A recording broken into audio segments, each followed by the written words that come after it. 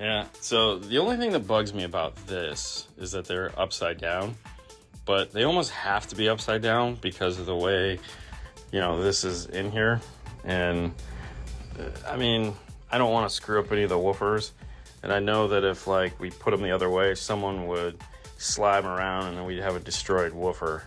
So at least this way, we're not killing any of the products. Then unlike these, there'd be no way to do it because it would be sitting on the woofer. So this is the only one I put this way because it fits. But even that, if somebody moves it, you have a chance. What stop boxes are those? Not the upside down kicker ones. So these are the Rockford. All right, we'll go through them all. So this is ATG. I have no idea. Rockford. More Rockford, Alpine Wedge. These are the Alpine previous generations that don't have the lights because they sell so well. Another ATG kicker. These are the Kenwood dual 12 boxes. These are the ones that sit or sit like this or sit face up. I like these. These are some of my favorite boxes. They stole that idea from JL, which I like the JL version of it. So kudos to them. The kicker, I have no idea. It's probably just a pre-made, more kicker. These are the Alpine truck boxes. This is for the F-150 or the Chevy. It's kind of like their universal truck box. You buy them as a single, and then they make a plate that joins the two of them together in the front if you want. Scar. One of these is missing. That might be where that came from. Scar. And heavy kicker. Kenwood. Oh, Pioneer. This is the little Pioneer box. It's dimpled. Fantastic. These guys actually make some really cool boxes now. A buddy of mine is actually in charge of that, and they're coming out with some really neat stuff. Dean, I need you to come through for me big on this potential project. 12-volt TV, found some that are 15-inch up to 32. Do you think you can mount on a overhead in a huge SUV like Expedition Max? Ooh. So the problem with the overheads, just standalone TV, is the headliners in an Expedition are air conditioning ductwork. And so in order to put a TV in there, you have to cut through the ductwork to get to the actual headliner or the roof of the vehicle. And then you lose your air conditioner for the rear of the vehicle. We used to run into this problem all the time when we were doing drop downs in those, and nothing has changed. So that would be the issue. It's not that you can't do it, it's just you're going to screw up the ductwork by doing it, depending on how it mounts.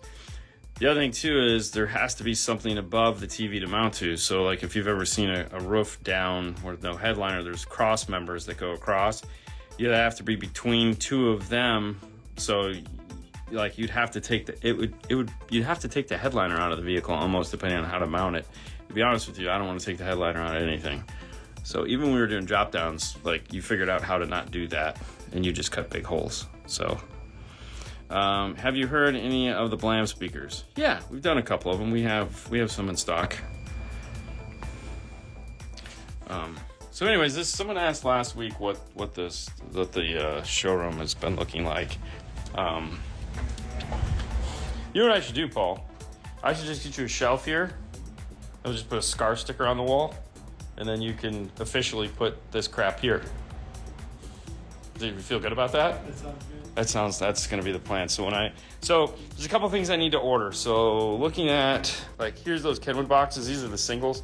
They look like this, or you can face them up like you saw. I love this. This is neat. And I love this. This is neat. What we probably do is just have him make this, but the whole length here all the way over to here. You know what I mean? Yep. And then we could take that one. Yeah, and then we could take one of these and put it over there. You can set your scar crap on it. And then it would be officially okay to do that. So I like this, and that's actually not a bad idea. Just have them make one solid one that moves all along here, because I just don't like stuff sitting on the floor like this. I feel it needs a home. So it just needs to sit on something. It just feels better about it.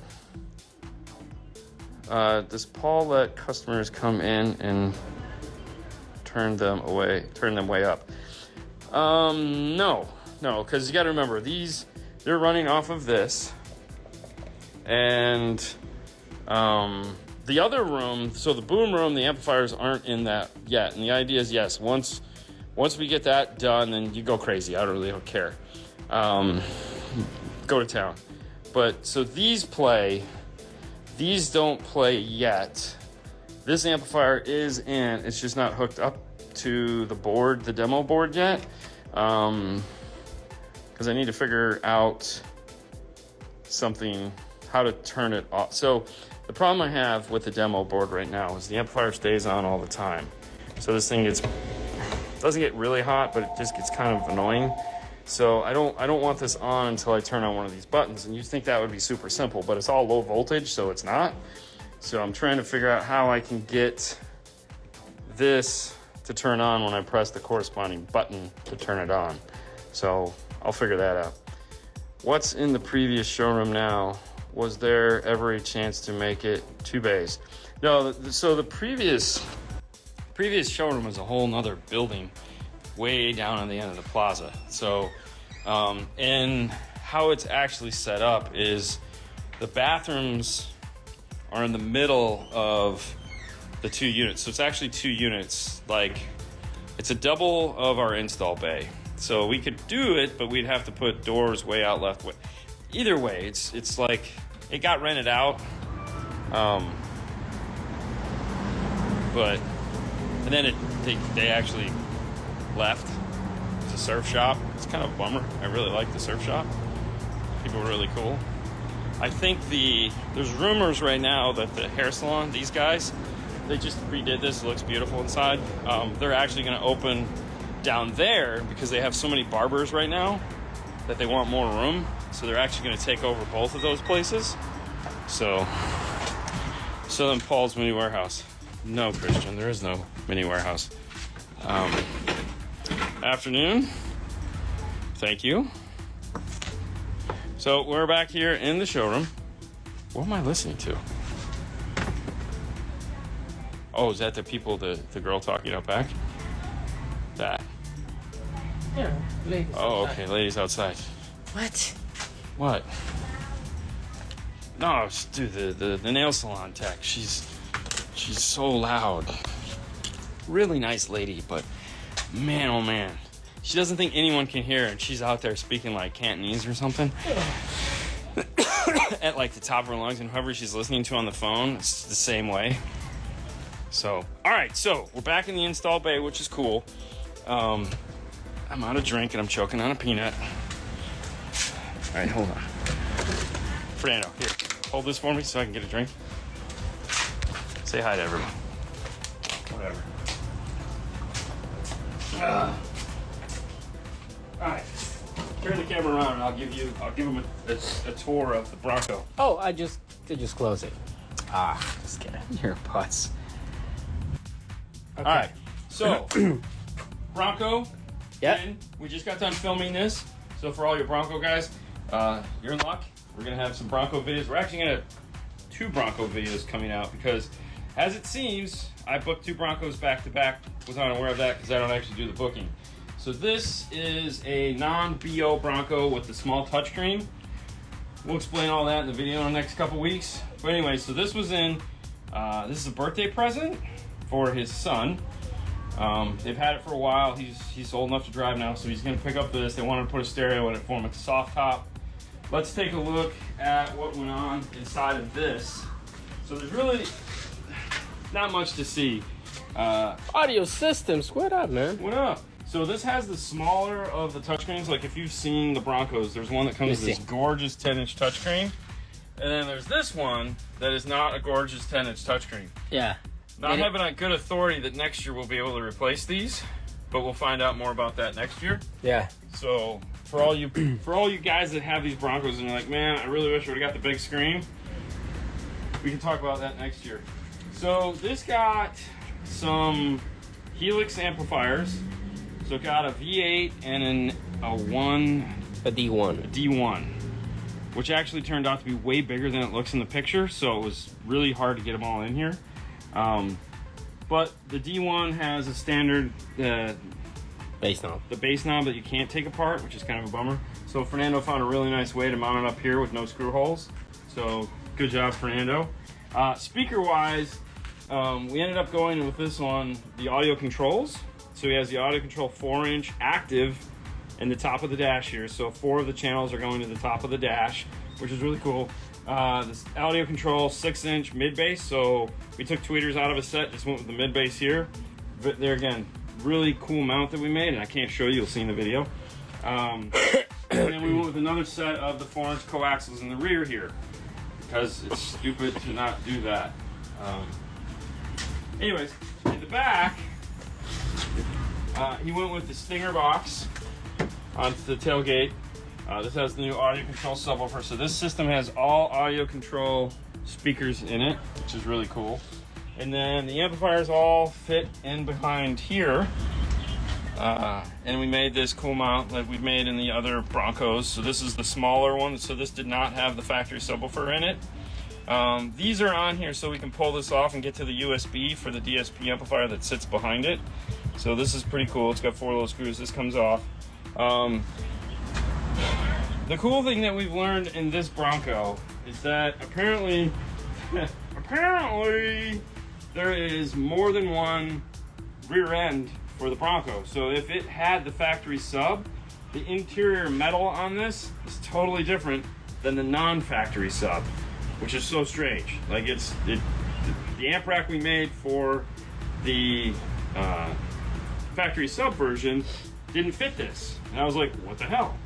So we ended up having, now we have 2 amp racks, which is quite unique. Didn't know that was a thing.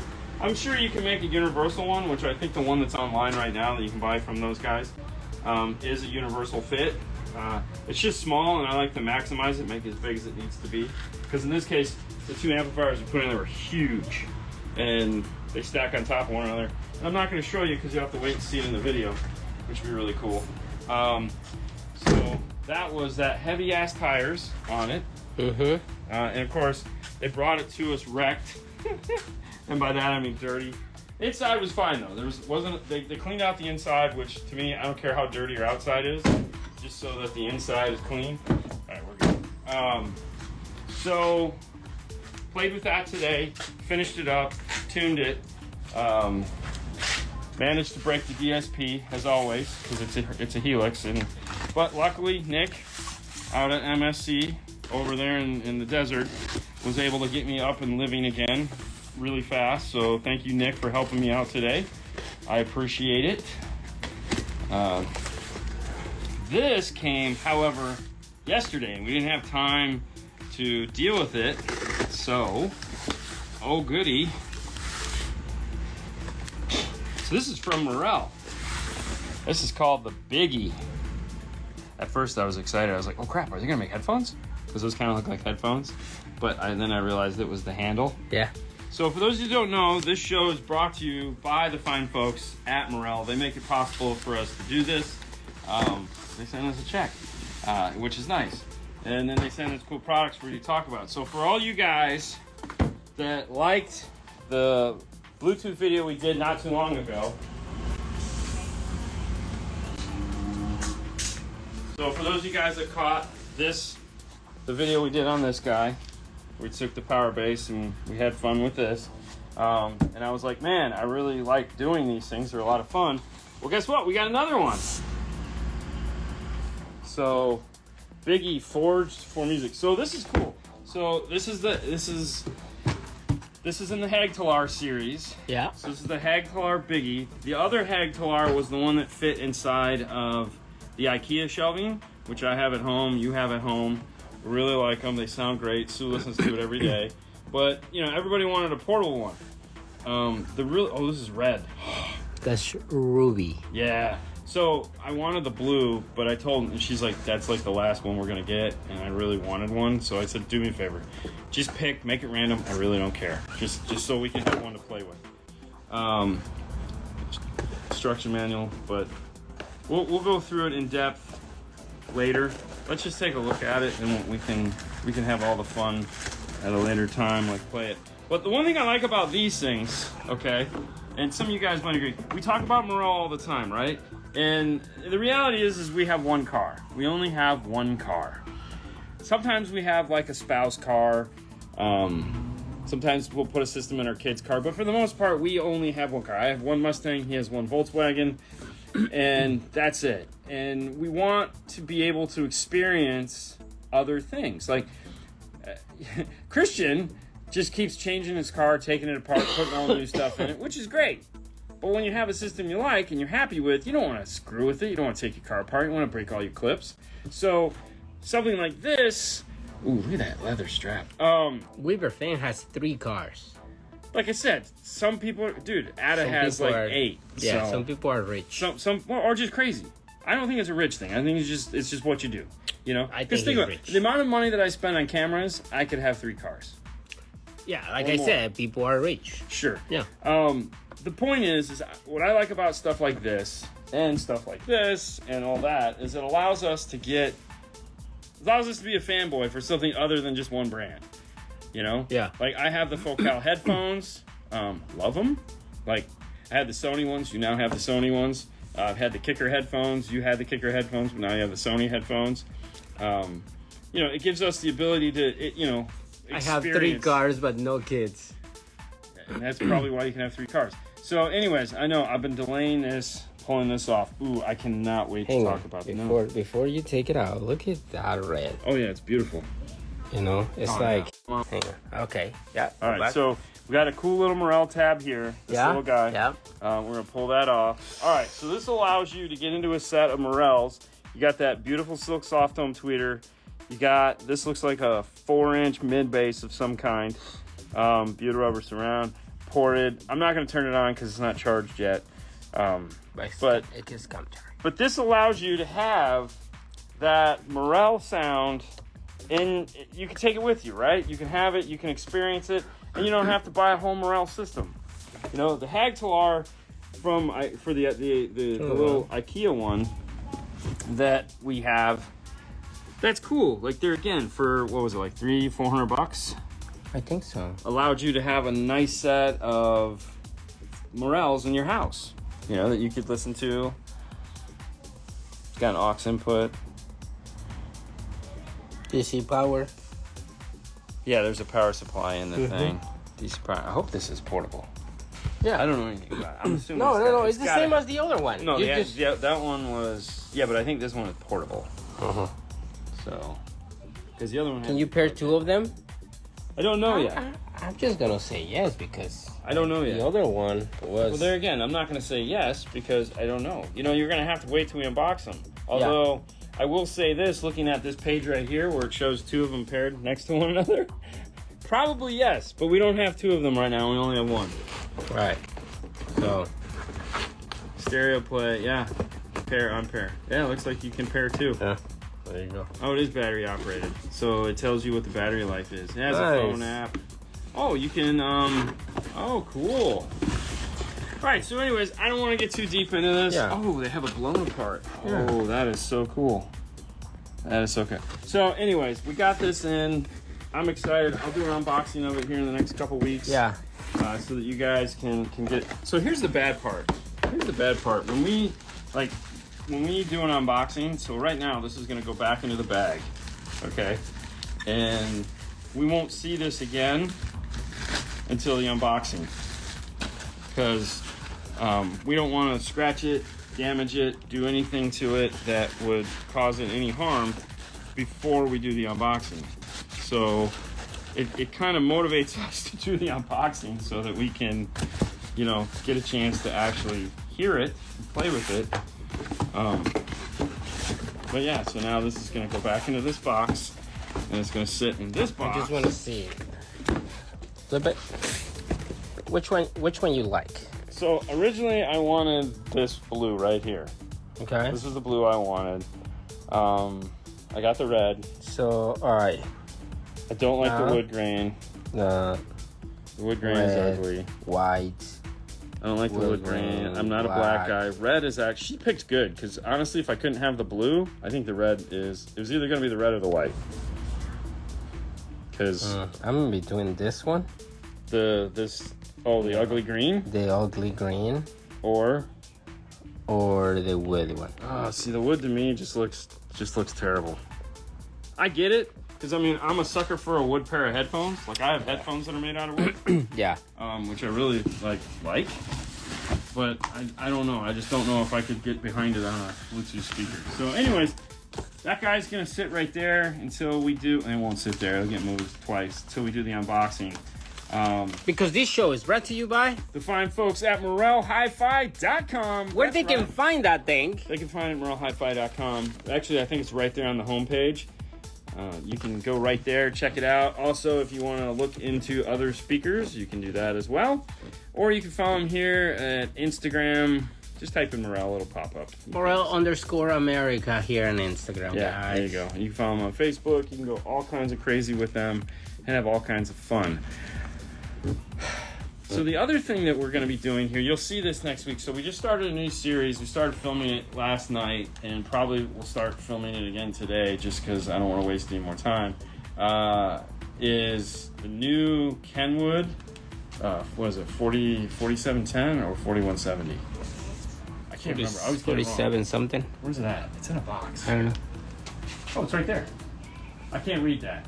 4710S. 4710S. So we have the new 4710S that just came out, and we're going to start a series on that guy, which is going to be a multi-part series, just like we did on like the 1000 and the 1057, where we took it apart and showed you all of the things, like all the stuff on the outside, the operating system. We're going to install it. So we're going to do the whole multi-part series on that. I'm pretty excited because this radio, there again, it's not a 9 series Kenwood, so don't be confused. But I also realize that people sometimes don't want to spend the money on a 9 series, even though you should all just buy a 9 series. It's unrealistic of me to think that. So I want a radio that is robust enough, has enough features for that price point that a lot of people buy radios at. And last year's version of this radio was not that. It was very depressing. It didn't really have all the features or the cosmetics that we liked. You know, you could tell it said Kenwood on it. That's about as far as it went. This one is totally different. This one, we got all the things that we bitched about for a year, they fixed in this radio, which is fantastic. So I'm super excited to show it to you guys so that you can finger it and touch it and go to town. And if you like it and that's in the price point that you're looking for, you can pick one up. How exciting is that, Fernando? Super excited. I knew you would be. Oh, also, for those of you guys that were curious about the new... It's funny, somebody say the Horizon 10 is badass. So the Horizon 10 is pretty badass. We haven't talked to them about this yet because I think this is like a soft ship right now. But I definitely got to get our hands on one of these. But the Altitude series amplifiers are going to be shipping, I think, either this week or next. We'll have those in so that we can do an unboxing, and we're going to build an amp rack. So they're sending us the 4-channel and one of the mono blocks right now because that's all they have in stock. The 5-channel and the other mono block aren't shipping yet. So we're going to get those two in, and we're going to do We'll do an unboxing, we'll do a dyno, we'll do all the fun stuff you like, but then we're also going to do an amp rack. So we'll see what happens with that. They want it specifically for like some pictures, so they want a really pretty amp rack that they can show off and come take pictures of and do fun stuff like that. So looking forward to building an amp rack because, you know, I don't want to go home at all ever. So we'll just stay late. But no, for those of you, I'm sure this will be in the news tomorrow because they finally did put out the press release about it. So if you guys haven't heard of the Horizon 10, we don't have a lot of time in the news to talk about it. So some of the key features that they have is the IP65 water resistant on the screen itself. This is because they do a ton of Jeeps and the screen has never been waterproof on the High 10. Now the High 10 will still be available because this thing is like $400 more than, this is like $1,000. Because it has a ton more features. 10.1 inch wireless smart play connectivities for all you guys that were wishing that the High 10 had wireless Android Auto, Apple CarPlay. It does. So basically everything that anyone has wanted that went into this. So, and myself included. So we got water resistant 10.1 inch screen. And the cool thing is, if you have a high 10 and you want to upgrade to the Horizon 10 and you have one of those custom fit dash kits, it'll fit. It's the same form factor as a high 10. So all of the dash kits that are out for the high 10, there is going to be some slight modification you'll have to make, like you got to make a hole bigger. All the new dash kits, all the dash kits going forward will be updated to fit either high 10 or Horizon, but if you have an older dash kit, it'll still fit. Just they're telling me this. It'll still fit. You will have to drill something out because of the way that this screen connects because of the waterproof connection. So other than that, it should be the same. So that'll be nice. This is a better resolution. It's 1280 by 800.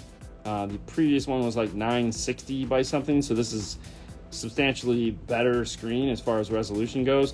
The type of screen is different. So it has the more expensive screen that you see on like a Kenwood or an Alpine or something like that, which is really cool.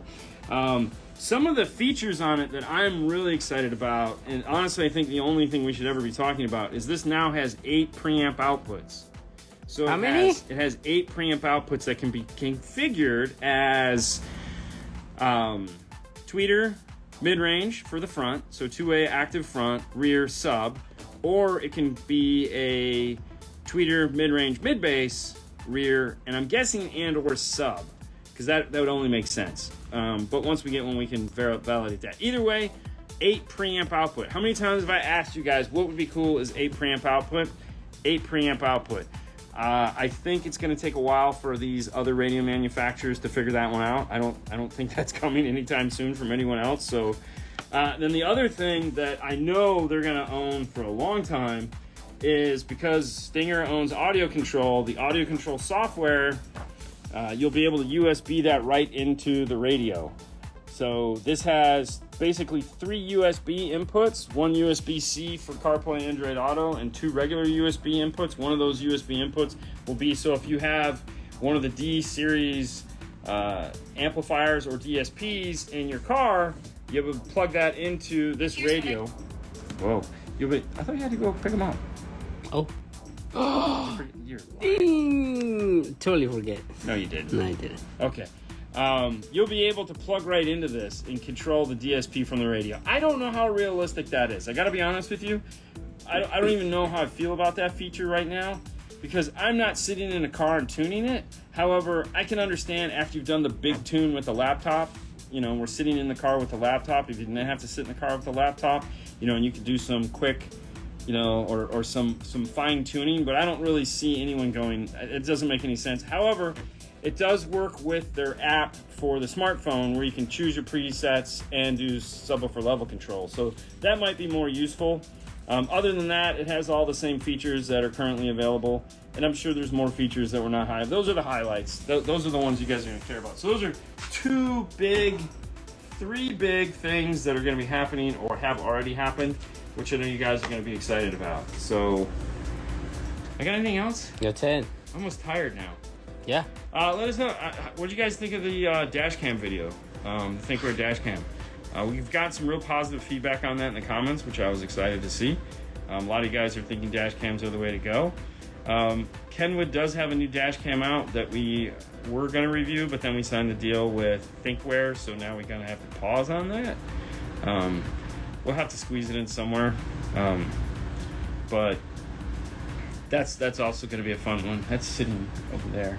So they have, and I think that one, I was thinking about that last night. I think that one's going to go in my car.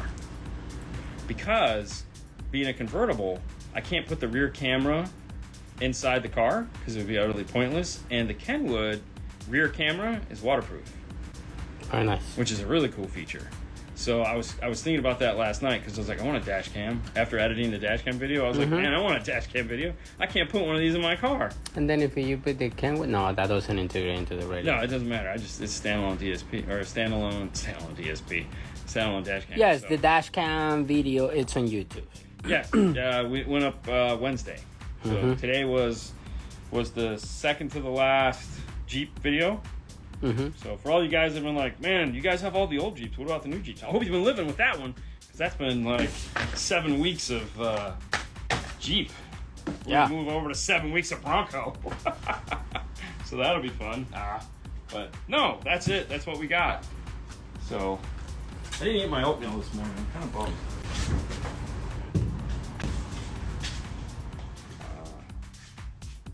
Yeah. Okay. I don't know what else. You got any questions? Uh, Any questions? Obviously, I'm not looking, which I normally am. So I was just doing a lot of talking. I want to add a kicker key 500.1 to a 2021 Corolla, Yep. could I use a pack LPH-T harness to get a high level signal and let the amp do this thing? Yeah. As far as fixing the signal. Yeah. So yes, the LPH harnesses from PAC are designed for T harnessing into the car. Oddly enough, this is one of them right here. So this is what we use to integrate into the Bronco, is the LPH Ford harness. We do have a video out on LPH harnesses if you haven't seen it, so I'm sure it's just like PAC LPH harnesses. Anyways, yeah, totally. So the one thing that makes it cool for you is when you buy the T harness, it's going to have this little guy in it right here, which is red, blue, and you really only got to pick one, red or blue, it doesn't matter, but it's a Y harness. So these are connected. So what you do is you plug in the T harness, and it's got a purple green plug.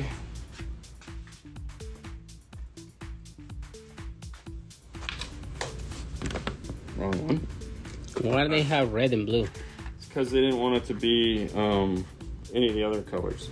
So they just picked red and blue because it probably didn't have brown and blue. Anyways, so when you get it, it's going to have all of these are the parts that come in the box. And for this demonstration, let's just say this is the T harness. These two will be connected just like this in the T harness. So what you'll do is you'll unplug the whites, because you always want to go to the front. Plug this guy in here like this. And then this one will plug in here like this. Okay. And then this will go off to your kicker. Pick one or the other. You don't have to pick both. It's not necessary. So if you want to use blue, use blue. Blue is the driver's side, which is definitely the most popular. Connect this to the amplifier. The key, run the key software in the amplifier. It'll de-EQ it. It'll fix it. It'll make it look sexy, and you're all done. But yeah, and that's it. Very nice. I know. It's pretty cool. Good question. We just sold 20 PAC T harnesses. Yeah? Yeah, sold them all. And you're not wearing your watch. My watch? Mm-hmm. No, why would I be wearing my watch? I don't know. I never wear my watch when I'm working. No? No. No, I know. It sucks too because I don't count my steps.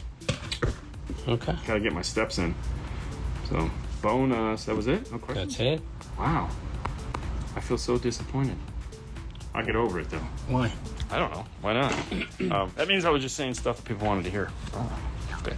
Okay, guys. That's all we got. Dean told me you probably shouldn't do it. I didn't say you probably shouldn't do it. I just said, might suck. That's it. It's Thursday. No hi-fi stuff tonight because he's Tomorrow. Well, no. Hold on. Slow it down. No hi-fi stuff tonight. You're funny. He's living his best life with his wife, traveling through the joys of California. But tomorrow morning, 9 o'clock, the news. Be here for the news. And then, of course, Saturday, we'll be doing the Q&A show that we didn't get to do last week because it was a holiday. So that's what we got. And, of course, we'll be back here. Yeah, you'll be here tomorrow, Saturday. Not Saturday, no. Yeah, you will. That's it. That's all we got. You guys go forth. We'll talk to you tomorrow. Bye. Better turn that over, bro. Don't need to know. Do you really believe in that? No. People? No.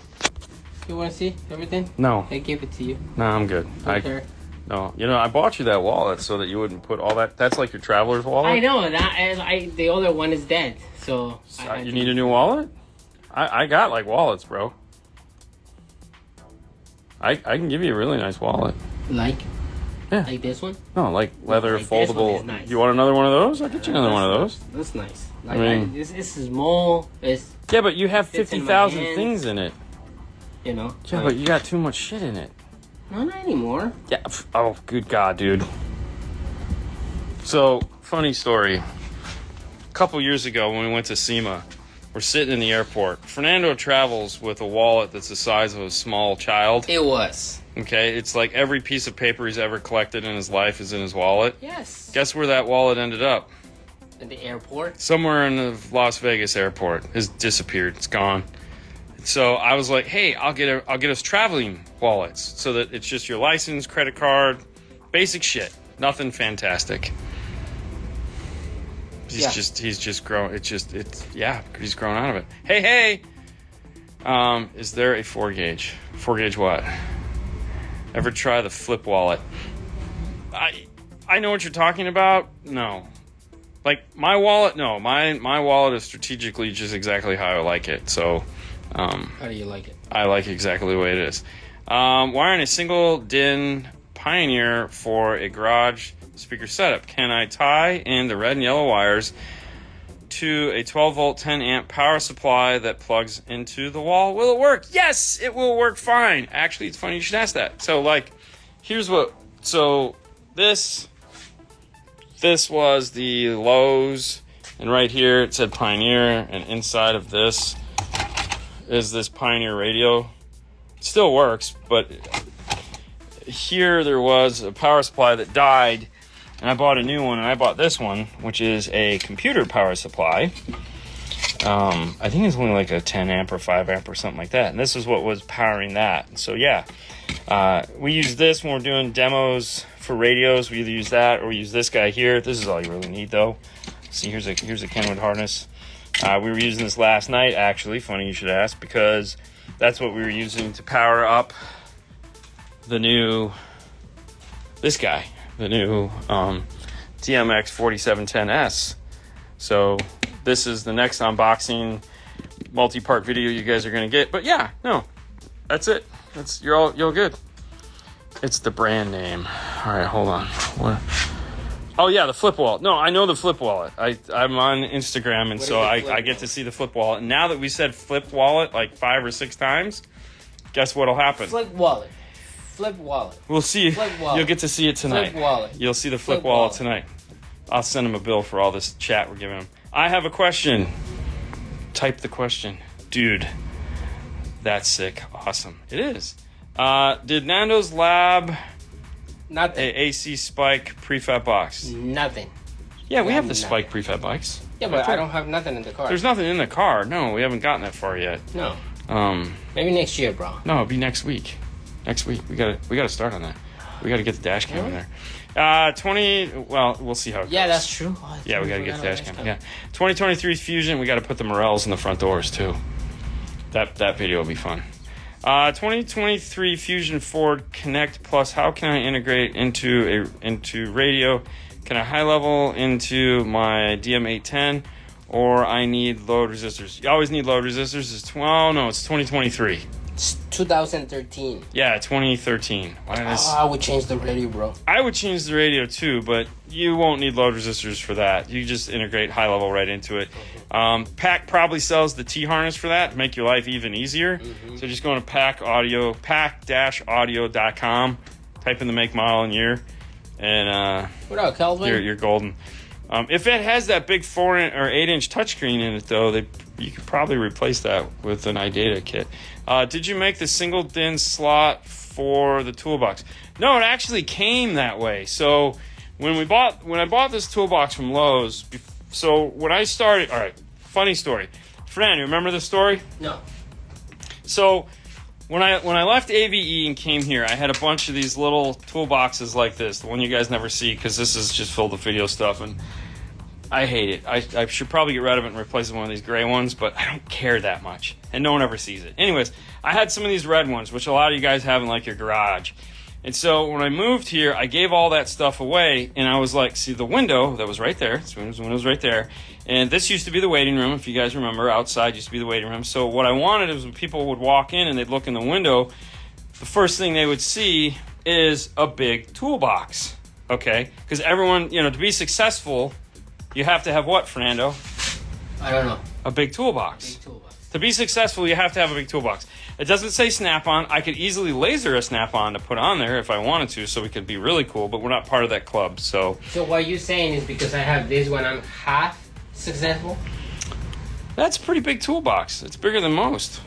You know, and it looks bigger because you have the two black ones next to one another like that. So it looks like a big toolbox.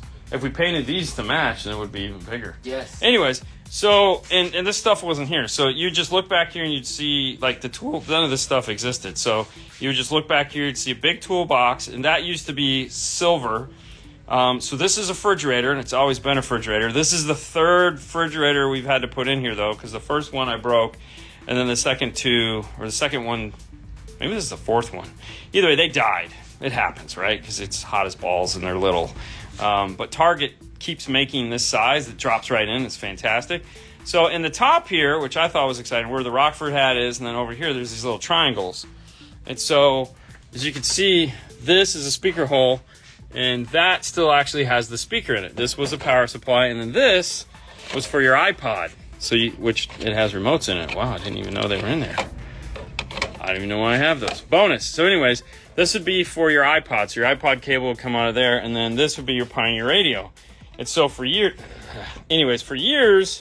that's what we would use for music inside here until one of the speakers died, and then whatever. But yeah, that was how it came with the refrigerator and the system already built into it. Yeah, it's pretty cool. And I got it, believe it or not, when I bought it, it was the last one there. And I think I paid like $850 for it. So it was like the big investment. It's like going to 5-star, I'm gonna buy a toolbox, yay! But yeah, and it worked. People, they'd walk in and be like, "Oh my gosh, that's a nice toolbox," and be like, "It looks like you know what you're doing." Yeah, you got a cool toolbox. So you're smart. It's like, okay. Is there a 4-gauge ferrule crimper? Yes. Yeah, kind of. We have one. So we have one, and I think it's on the DNF tool drawer. Yes. In the bottom right-hand corner. There's, I think, a thing that says clean wire class, something like that, and there's a bunch of tools in there. So it's not like the tool, but it's this guy right here, and it does a really good job. The 0-gauge one that we have, I haven't been able to find, so it's still up there, but it doesn't exist in the real world. Yeah. Can I use 2 Helix P6 amplifiers and 1 P1 together? So the software will not talk to 2 DSPs at the same time. Tune it. So you'd separately. have to tune one and tune the other, or have 2 laptops going. Their software is not designed to work 2 DSPs at the same time. Yeah. Could you do that? Yes. It's going to be a lot of fun. Yeah, patience. Good call. They do make a 12-channel, though, so... 18-channel, if you need. And they make an 18. They make a 24, too, I thought. Don't they make a 24? Did you get the Recoil MT1? Yes, we did get those in the other day. We talk about them. I think I put them up front. No, I put them in here. Did you move them somewhere? Yes. Where'd you put them? Right here behind the... Where? Behind the hot color. Or biggie. Oh, they're sitting right there. Yeah, so we got them in. We haven't really had a lot of time to play with them. Yeah. We've tried, and then so we'll play with them. Hopefully next week we'll get some time, because this was a shorter week and we had a bunch of stuff to do. So if we have week. Yeah, it's a shorter week. So yeah. Good afternoon, Dean and Fernando. What's up? Good afternoon. Calvin and Hobbes does rock. Hello again, my friends. Hola. What's up, Is man? it a 8 or 10 spike? It's an 8. We have an 8-inch spike. I have an 8. Isn't that a No, that's a 10. That's a 10? Is that a spike? No, that's a space. No, that's a space. That's the What's shallow. the big box we have? We have one. We have a spike. Yeah. What is it? The 10 or the 12? A 10. 10. We have a 10 in the factory box. Paul has them too, man. Yeah. Yeah, I mean, I'm just saying. Hello from Turkey. What's up? Or Turkey hello. Whatever works. Hi, Dean. Do you know the difference between correlated and uncorrelated pink noise? What do you use for tuning? At one point in my life, I knew the difference because I felt it was very important. Believe it or not, that one got thrown out. As soon as I got the Educar Test and Tune app, which isn't available anymore from what they're telling me, which sucks. It's also the same pink noise. It's basically the pink noise that Andy Waymire was using on Audio Frog. I don't know if you can download pink noise from his site. So he says Sheffield Labs has both. Sheffield Labs does have both. but Which one you pick? I don't remember which one it was. I think it's uncorrelated is what you're supposed to be using. Uncorrelated? Uncorrelated. Why not correlated? I don't remember. There again, it was one of those things that I took the time to learn and then quickly took the time to forget, which is hard. I know, it's hard to believe. That's what happened when they give you options. Yes. You know? Yes. That's what happened. You learn the one you need and you forget the other one. Yes. So uncorrelated it is. But anyways, I would see if Andy over on Audio Frog and in the Audio Frog he does. He does. If Andy has it in the Audio Frog U tab, download his because that's what Educar uses, and it's fantastic. Like it's fantastic. Just put it in a Dropbox and play it whenever you need it. You know, that's good question. Okay. I tell you what, if you'd like, I can waste some time and figure out what the difference is again. Because I think you should. You have plenty of time to do that stuff. Yeah, I'll dig into it again. I forgot. Super basic question: 1 10-inch versus 2 8-inch with 4 5 1/4 speakers. Any recommendations for a brand? Listen, here's the thing: 5 1/4 suck. Like 5 1/4 are the suckiest speakers. Like 5 1/4 are just the shittiest speaker in this industry. Okay, you know, but regardless if they shitty, what happens if you don't have enough space? You can buy the best 5 1/4 in the world. They will still suck. I don't know what it is about that size. They just suck. Yeah. You know, a 4-inch, you're expecting it to just do what it does because it's a 4-inch. A 6.5, yeah. A 5 1/4, you're hoping, it's bigger than a 4, but smaller than a 6. It should be somewhere in between. And then it sounds like a 3.5, and you're like, this thing blows. And trust me, we have some really nice 5 1/4 here. Rockford made like the T1 series. We have some of the Prima sounded pretty good. Correlated is mono. That's what Fro says. Thank you, Fro. There you go. See, I knew it was something stupid. I can't remember anything. Anyways, I can remember how shitty 5 1/4 are. But the 2 8s with the 5 1/4 probably a better move. Probably a better move for sure. Spike Series 8s sound really nice. So the Audio Control 8, believe it or not, really nice 8. You can probably do the Audio Control 5 1/4 as well. We did some Morel 5 1/4. We went some really expensive Morel 5 1/4 in a car once, and those actually sounded pretty good. You know, it's the shiniest turd on the block. But the Ultimos, check out the Ultimo 5 1/4. Those are pretty nice. There again, it's a 5. I hate 5 1/4, dude. I absolutely hate 5 1/4. Nano needs a Vox. The Vox is. You ain't kidding. I don't know. Like they're going through things over there, so yeah. I don't know what they're going through. We're just waiting. Will I use just one DSP to run the system? No, you'll have to use 2 DSPs to run the system. So if you get 2 P6s that have DSP in them, yeah. You have to tune each one individually. So and like you say, at that point, just get something with more channels. More channels. Then you only have to use 1 DSP. So if you so I don't know how many channels. P6 is more powerful. Yeah, I get it, but still, there again, look at Audison. Audison has very powerful multi-channel DSP amplifiers that you don't need. So really what it comes down is how many channels you actually need. Okay, total channels that you need minus the subwoofer. So for example, do you need 12 channels plus subs, so 14 channels? Is that what you're looking to do? Or you're like, no, I'm going to bridge a couple of channels, so I really only need like this, that, or the other. So really that's what it comes down to, is how many channels do you actually need? Because I'm sure there's a combo out there with 1 DSP or 1 DSP amp that we can put together. Sheffield Lab, yes it does. I'm that far behind. Greeting from Toronto, gents. Any travel plans to come to the land of CN Tower? Cool idea. You going next? I will be there next year. Yeah, I'll be there next year. Just went to the CN Tower last year when we were there. Twice, as a matter of fact. Very nice. And then we went to get we went to a, right around the corner from the CN Tower is an Asian restaurant. So it's, I was not there. No, you weren't there. It was really upscale. It was like maybe 10 or 15 tables.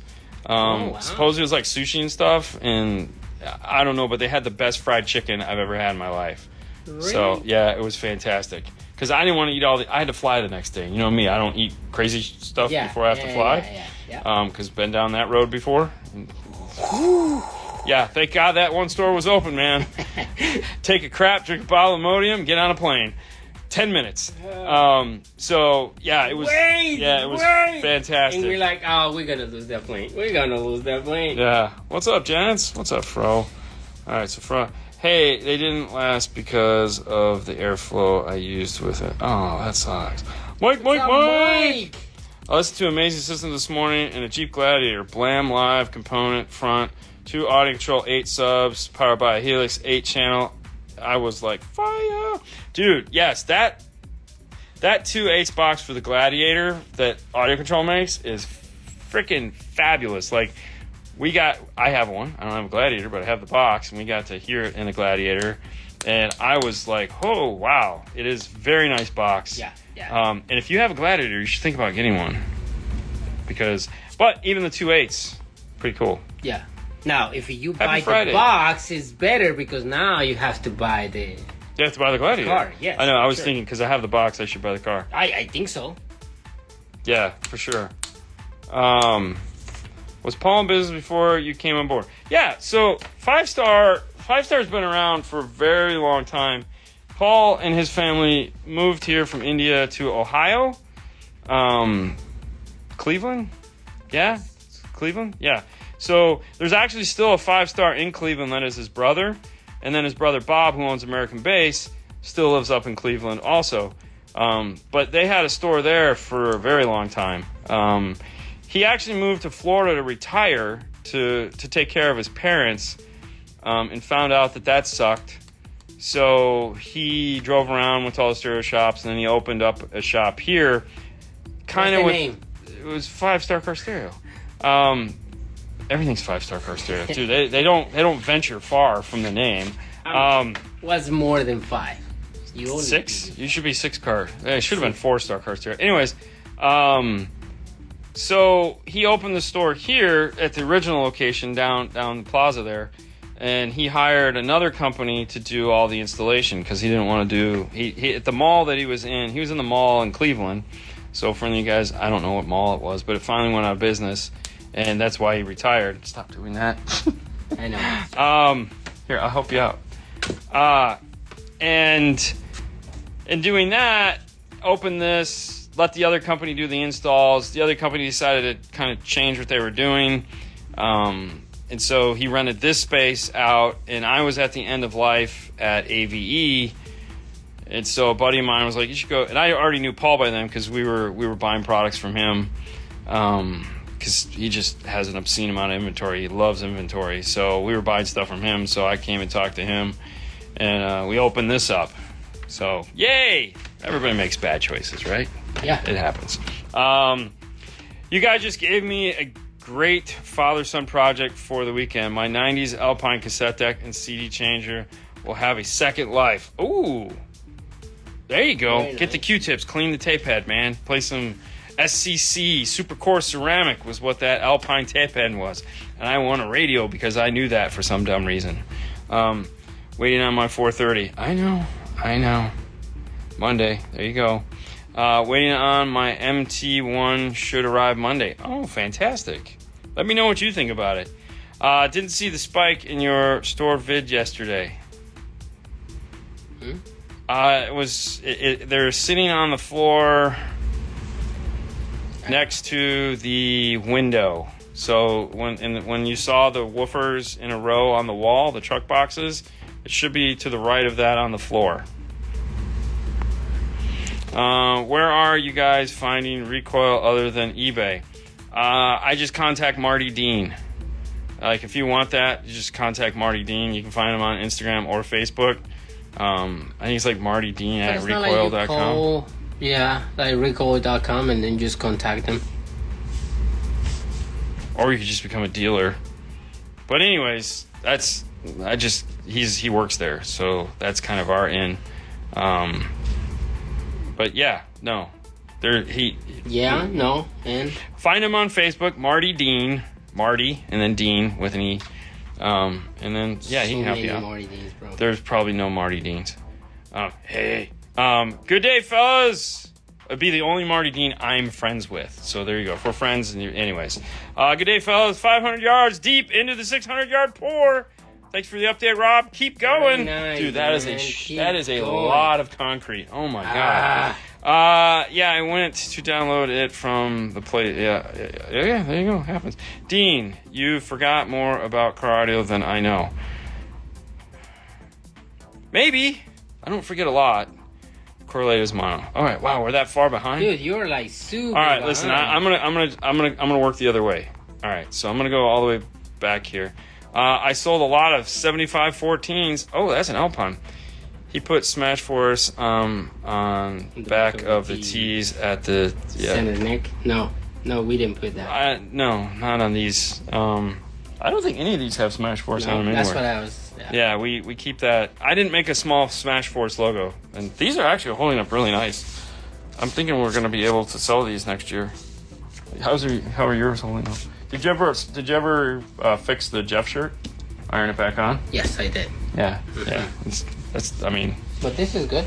Yeah, no, these are holding up really nice, dude. It's a whole process when I build these things. Yeah, like my skin is coming out. Yeah, well, your tattoo's falling off, and my shirts ain't. Because I iron them twice. Yeah. It's like, and I sit there, and Haley thinks I'm ridiculous because I count it and all that.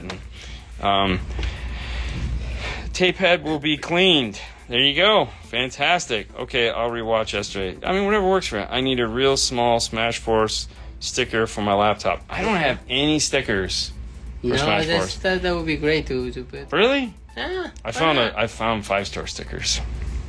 Apparently, I have a roll of 5-star stickers still. Might have to start putting those in the IRTAs. Yeah. Okay. I like 5-star, says Christian. Like to see a 2021-2020 Durango install.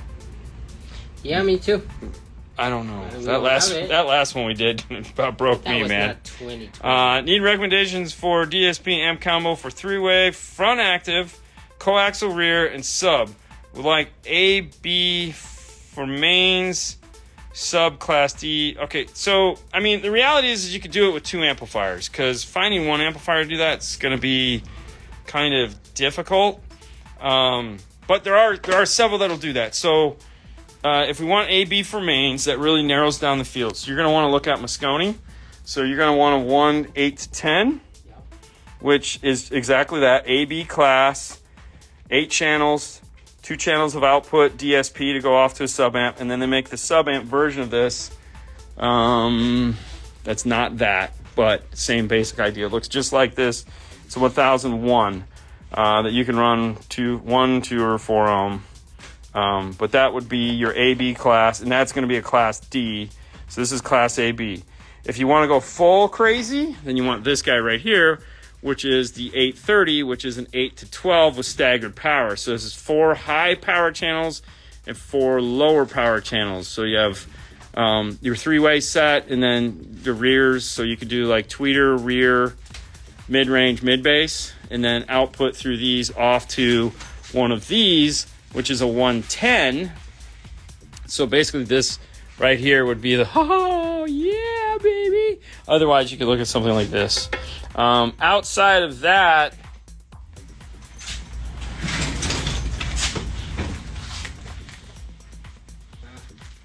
I'm trying to think Zapco has those new really cheap ones that we talked about last week that are AB class. Yeah. I don't know if it's an 8-channel, though. They might have an 8-channel. What is that? It's Wi-Fi. Oh, what's that for? For soccer. Okay. He's got little feet. I forgot. Okay. But anyways, that's For me, bro. Oh, for the soccer game? Yes. Oh, okay, yeah, because you have to have a clear backpack. Correct. I understand. I should have just asked. Dude, you have a clear backpack. I don't. Yeah, it says Focal on it. They literally gave us, every time we go, they give us a clear backpack. That's not a backpack. It's a bag. It's the same thing. It'll get you. It's a same thing. I don't want to be here. I want to be like, let's go. You know, things like that. I know. It's just hard to view. It is hard to view. I'm going to try to do a similar setup in my Tundra. Good. I mean, why not? Natasha rocks. Cool Morel logos she sent me. Well, I mean, hey, she now awesome. You're back to Morel, so she can talk to you again.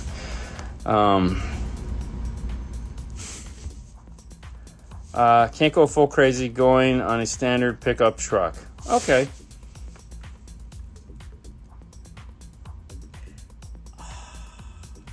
So I would do the ones are really where you're going to want to be if you want to do AB class. Outside of that, so that's 9 channels of DSP is essentially what you have is 9 channels of DSP. That puts you in a whole, so it's going to be tough. It's going to, because most of these things are like 8. So even if you did like I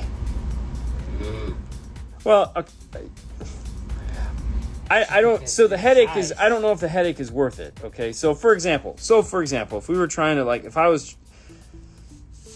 I hate doing discount stuff because it's just like low price leaders. But there again, I also understand the world and the way it is. So if you want the best in class, so here's the deep discount, right? Here's what we do. It's going to be harder to install because it's going to be more pieces. But you do a Morel MPS 400 as your 4-channel. But show them. So that guy right there. Okay, so that's a 4-channel AB class amplifier. They make a 5-channel for that, which is an MPS 5 point whatever. And that is a split power amplifier. So it's basically this 4-channel and the monoblock all in one. So you get a class D sub output on the 5-channel, and then you get a 4-channel that's AB, and you get another 4-channel that's AB. Now, here's where you go. You get where did it go? You get something like, you get something like this, which is the Power Base PBX DSP 8, which is an 8-channel DSP. You use this DSP to just run the tweeters, the mid bass, and the rears. I would do that. So use this to rock. Okay, this guy's cheap. This is very affordable system because those MPS amplifiers are silly, reasonably priced for Class AB. Then, if you're going to be doing an aftermarket radio in there, hopefully, or either way, you just run, hopefully you're doing an aftermarket. It only works if you're doing an aftermarket radio. You just run the subs off of the radio, which you'll have all your EQs, crossovers, and all that stuff built in because there's not a ton of equalization you need to do for the subwoofer anyways. And if you needed a delay, you can still do that through the radio. So that would be reasonably priced. I would still prefer to do the Moscone system because you have 2 pieces. You're done. It's clean. It's sexy. It's smooth. But those are pretty awesome amplifiers. When's the install bay tour coming? We've done it. Right now, there's really nothing new to talk about. So, I gotta do nothing really has changed in the install bay lately, other than we added the 2 bamboo printers and got rid of the big one. Those are going to move up front at some point too. So, probably next year sometime we'll have some stuff to actually talk about. Have you had a box made for the Morel 12-inch shallow mount woofer yet? Actually, yes. So we did get one of those made. We've just been with the holidays and just whatever. We should be able to get to that. The plan is to get to that this month. No, I was just going to show it here. But it's sitting right here. So it is here. It's a beautiful box. But it fits in there really nice. It's big. It'll fit in the floor. So we'll get I don't know what it's going to be. It's either going to go in Haley's car to test or it's going to go in Fernando's car to test. But where's my clear backpack? I know, right? Nando has had Takis and Valentino lately. Did he give them up? Oh, dude, let me tell you what. The other day we were sitting here. It was towards the end of the day, and I was working on something. It was the opposite. So he was standing around, I was working, and then I came back over here, and we were wrapping up. And I go, Jesus Christ, man, what did you eat? It literally, the whole install bay smelled like Valentina sauce. I put a lot of it. And he'd basically, what he does is he gets a bag of, we should film it one day. He takes a bag of Doritos, okay? Not the big bag, the medium-sized bag, the one that's like overly priced and undersupplied. So you get that one, and he puts an H in it. So like this, and down the middle, and folds it open, and he just like...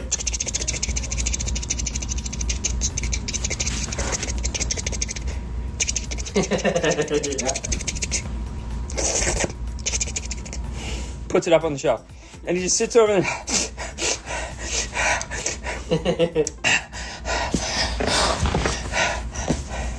Yeah, pretty much. He sweats so bad. I mean, for somebody that likes hot food, like, he looks like he's run a mile after eating his, like, hot food increases his blood pressure that much. It's hilarious. Today's show is brought to you by Morel, of course. Why would it not be? It's always brought to you by Morel. Check the new Biggie. Oh, yeah, we got the new Biggie. We have a new Biggie, Christian. You didn't get a Biggie. Ha ha. No. We got a Biggie. I know, I can't wait to play with that.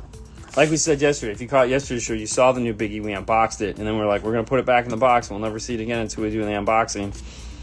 It's where it's at. It's just sitting in the box. Let us know which one you think is the best color. Oh. I want to know that. I want to know... Well, you want to know what the best color is? Which one Red. you think is the best color? Because we have red. Yeah. Audio box overhead with built-in PS2. Was it cool or crap? So that was towards the end of it when you started to get these overheads with video games built into them, which was really the controllers. Mm-hmm. We were going to like Walmart and stuff and buying, which I still have, believe it or not, is like you could get like the Atari one that was like the Atari joysticks with RCAs to plug into the TV, and then they had like a Frogger one and a Pac-Man one, and we bought all those things, and they were cool. But all of that stuff was just disappeared overnight. Like the overhead business just as soon as like iPads and phones and like now as soon as you turn like 6, you get a phone. We've all seen them sitting in the restaurants with their big puffy cat hair, and they're just staring and like we're creating a bunch of people that don't know how to talk to other people because they're just staring at these devices. So, yeah, it was fun. It was a good time. We did a lot of them. I used to put PS1s. Used to put what's the Xbox. Put a lot of Xboxes in the original. That giant big Xbox. Oh yeah, we put a lot of those in. But not anymore. Now we just put boxes. Yep. Nice. What happened to the alien? Did it go home? Yeah, Christian, I don't honestly remember. I mean, I know it got a hole in it eventually in the green alien that used to sit over there. Man. Yeah, I died. think it just died. He was tired. He's like, and then Fernando just like made a this is like, it's going in the trash. Screw you. And I was like, it's like, why are we keeping this thing? And I was like, because Christian likes it. And he's like, screw Christian. It's going in the garbage. I didn't say that. He totally said that. Such a dick. I say that. Yes. Eclipse. Yeah, it went with the alien. Got the email confirmation today. Need to head to Best Buy for the adapter this weekend. Very nice. Fantastic. I need to go get me a laptop. Is the DSR-1 still a popular item in 2024? I remember it being showcased on 60% of your videos a couple of years ago. So this is the weird thing. A lot of those cars that we were putting that in, we couldn't replace the radio in. Fast forward to now, like a lot of those were like Jeep Wranglers and F-150s. A lot of those now we're just putting radios in. So you had a couple things happen. Like you had Alpine come out with their Jeep piece. You had Stinger come out with their Jeep radio. And so it's like all of a sudden, a lot of those cars, we just put new radios in.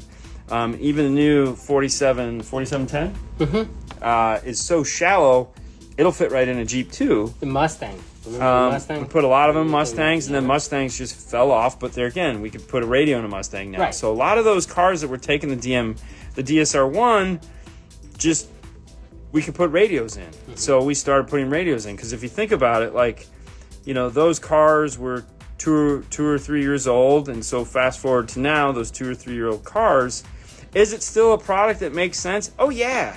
It's weird. We just haven't had the need for it as much as we did back then, which you would think there'd be more of a need for it, but we're just replacing a lot of those radios now, which is making our lives way easier. And I feel now you have the competitors from the DSR-1 and in between Signal. But still, it's even that stuff. It's like because we can put a lot of these radios in. Yeah. And people want the new radios.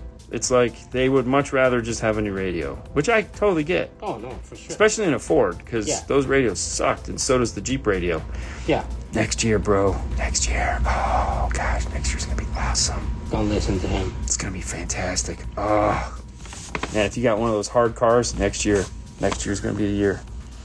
Do you ever do marine-oriented installs for boats or something else related? Thoughts on the Fusion radios with the party bus feature? So Fusion is owned by Garmin, which is also owns JL Audio. We sell it. Marine. In Clarion Marine. Sorry, they're the Marine guys. We sell a ton of marine stuff, but we don't actually do the installs here. We don't have an area where we can work on boats, so a lot of that stuff we don't. I know, like you live in Florida and you work on boats. Yeah, because we don't have an area to work on them. And motorcycles. And but lighting. Slow down. I'll do lighting. Really? I don't care. I'm not putting headlights in the car. Did you ever did boats over there in ABE? Yeah. Like crazy? Yeah, actually I had one customer. No, it sucked because we didn't have any place to work on it. So everyone wants their boats worked on in July, and so you're basically out there dying. So I had one customer that left. You never ABE. hire Mexicans, that's why? Correct. It would have been no problem. I wish I had, because like the one boat that I worked on when I came here that I told Paul, I said, we're never doing another boat again, because I literally had to work on it out in the parking lot right out here, and like all day long, and it just sucked, and it was so horrible, and I was I think when I came here, we never worked in a boat. No, because after I did that one boat, it's like, because all the other stuff still has to happen. Hey, can you come and do this? Hey, can you come and do that? And it's like getting in and out of a boat, trying not to kill yourself, and you're sweating your ass off. You're sweating all over the inside of the boat. I was like, fiberglass. I was like, screw this. This is stupid. I'm like, yeah. Yes. Still a good, affordable DSP, the DSR1, their YouTube videos. Listen, I love the DSR1. I mean, the new Jeep system comes with a DSR1. You just don't get to play with it, which is kind of a bummer. But I totally understand, because you need to control the environment that it's put in. Yep. I still have 3 DSR1s of my own. Don't get me wrong. We still put them in. We just don't really talk about them much anymore, because we've filmed all of those videos, so it's like, what else do you have to talk about? DSR1? So it's like, it's like, hey, guess what car we worked on today? I'll give you one guess. It was a Jeep. We went from a Bronco to a Jeep. Oh my gosh. You want to know what we put in here? I'll tell you. We put some Rockford stuff in here and some Kenwood amplifiers. So like, we've got this down pat. So we went with the Sony 4000, because the Sony 4000 fits this kit better than any radio ever. Thank you, Ada, for recommending this guy. We sell a ton of these now because they fit the kits. But yeah, we got some Rockford Punch Series speakers here. We got some Rockford Punch Series up here that you can't see. Kenwood makes this badass marine amp that we can hide. Look at that, tucked up in there. That switch is not mine. But yeah, 6-channel amp. And then this is an oddball. We've never been successful with this, but he had bought a replacement factory subwoofer for here. Sounds fantastic. I was totally blown away. There's no label on it though, so I don't know what it is. But it sounded great. But yeah, no, this was today's little project. Because we do tons of Jeeps. There's nothing here for us to even talk about, because you guys have seen it all. So it's kind of a bummer. In line to see Jack and Sally. Aww. We'll see him this weekend. Well, we'll see your wife and daughter this weekend. I don't know if we'll actually see you, because NFL, go team go. So he puts tackies to his Valentina. That's correct. Little bit of tackies on the Valentina. Yeah, no, a lot of Valentina. You waved. Sorry, I waved at you. I didn't mean to. I mean, I did. Ruby red. Yes, red. Red all the way. Dark blue is best. I would agree with that, but red came, so we went with the red. Which do you guys install more, stuff bought from shop or stuff customer bring? Stuff bought from shop, for sure. It's not even like a blip on the two. And the biggest problem, like, we have no problem installing your stuff. Where the line in the sand is, if it's not what we would do, we're not gonna do it. So, like, if you buy all this, like, if you watch one of our videos and you went and bought the stuff from somebody else for whatever reason, dumb idea, but if you did, then yeah, obviously we'll put it in. But like, when you go buy stuff and it's the wrong stuff, which happens a lot, believe it or not, you'll get, like, I had a guy that, which I felt bad for, but luckily he was able to send it back. So he bought a D5 1300 audio control amplifier and an LC7i. And I was like, why did you get an LC7i? It's built into the D. He goes, oh, well, it was recommended. And I was like, no, send this back. This is trash. We had a guy a car that we have coming in the next couple weeks where they sold them speakers that were just going to be a terrible match for the car. And it was like, these aren't going to work. Like, this is going to sound terrible. And the amplifiers were wrong. And it's like, yeah, this isn't, if you buy it from us or don't, it still has to be something that we would put in, is really, I guess, the best way to think about that. Yeah. I've had guys come here with a trunk load of stuff. I'm like, bro, I want you guys to put it in. I love your wiring. It's like, yeah, this stuff isn't going to fit in your car. Oh, just screw it to the back seat. And it's like, no, that's not how we install. Like, you said you like our wiring, you like the way we do things. That's not how we do things. So I can't do, where are you going to put it? I'm like, I'm not. It's not going to fit in your car. Like, yeah. you got a 32-inch amplifier with 30 inches of room. Like, well, just put, like, no. It's like, hey, we're not the right fit for you. It happens. Put it on the top of the car, bro. So, but no, we'll do it. Mary Lou, where are you? I don't know. VCRs, love VCRs. VCRs used to be fun to install. Working 12-volt VCR. I still have a working 12-volt audio box. I think I may have taken it down. So what I did was I had the treadmill I had at the house. I put an audio box drop down in front of it with a DVD player in it. So in the morning I would put a DVD in and press play. So I just watched the same movie like all week. And I had my headphones on. Are you walking, running? Yeah. Yeah, walking. Treadmill you walk on. I can't run on a treadmill. That's like best Dean quote from an old video. We've tested the stereo and sub, and unfortunately, they both work. Yes. Search Pawn Shop special, hilarious. Yeah. Oh my gosh, disgusting car, man. Oh my gosh. Hey, man. Does anyone make a balanced 4.4 meter male to USB-C female? Someone make a balanced 4.4? Dude, that's the Googles, man. Yeah. That's the Googles. That's the Amazons. That's the Googles that'll take you to the Amazons. Eduardo has space for boats. Oh, of course, Eduardo. he has Eduardo does boats. That's literally Yes. like if you need a boat done, you just take it to Eduardo. Yes. But Express. You go over there in Orlando. For sure. But I mean, they do so much more than audio on the boats. I mean, they're building custom dashes, they're putting in consoles, everything. Yeah, they do a lot. The of audio portion of I think they do. Yeah, everything. I think the audio side of boats is the least of their concern. Yes, because they're doing some of the most amazing. They do the floor. They do everything. Yeah. So go check them out if you're looking for a boat. Yeah. The acrylic is just incredible. Like I just said, wow, I love acrylic. Is incredible. Yeah, I just bought all the shit they use to do acrylic because they do such a nice job. No more Jeeps. Now more Jeeps and S150s. No, I don't think so. I think it's still a balanced.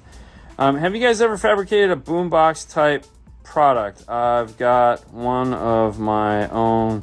6.5 JL audio marine coaxials behind, power off, a marine amplifier, 4-channel amplifier, went into upgrade to me. I mean, you did a lot of fabrication back in the day, a lot, I don't think that was the type of fabrication that you wanted to build, a boombox with 6.5. No, actually, one of the builds that I did here when we built stuff was that Dodge Ram. I remember which had 4.8s, 4 6.5s on the top of the box, so it was 315s. That was that car. Me seeing you build in the box and fabricating and the whole true thing misery on my everything. face. No, I was the reason why I'm like I really want to work in there. Yeah, thank God I totally duped you on that one. And then you decide not to freaking build anything. Yeah, and then you got a 3D printer out of the deal. Wow, bro. Yeah, totally. And then you learn there was so much more to car audio. And that was so much better. I'm like, oh my God. I don't have to huff fiberglass? Oh, this is fantastic. I don't even know how. Yeah. Whatever. Something better. If I had 2 8-inch subs, would they fight the 6.5s? Yes, they would. I'd add another. So here's the problem. Sound waves. Okay, so let's think of sound waves for a minute. Yeah, that's the other car stereo. Yeah, so if we go to the beach, so this weekend we were at the beach, which was truly miserable for me because I hate the beach. But Haley and I were standing there in the surf. We were over on the other coast watching the Atlantic water come in, and just reminding ourselves of thank God we live in Clearwater where the beaches don't suck. Dude, their beaches over there are trash. They're all brown sand. It's not gorgeous white sand like ours, and it's like lava. Yeah. Oh, it's so bad. Anyway, well, we're watching the waves come in. Okay. And you got a big wave, you got a small wave, and then and like we were right at the point to where the waves would come together and they'd crash and disappear. Yeah. Disappear, and then two waves would come in of similar, and they would couple, and they would come up and they'd get us soaking wet. Right. And it was like, oh, this is cool. But the point of this story is when you have two different size subwoofers trying to compete, playing the same frequencies, one of two things is going to happen. They're either going to couple with one another and be louder, or they're not going to couple with one another and they're going to knock each other out. Yeah. I mean, it's going to dissipate itself. That's why most of the time what you see is similar size subwoofers. That is also why you see like a tweeter playing tweeter, a mid playing mid bass playing mid bass, and like a subwoofer playing sub, and they don't fight each other for frequency response. So you don't overlap them, you underlap them. So if you were to do a 6 and an 8, if they were playing different frequencies, then yeah, it would be fine.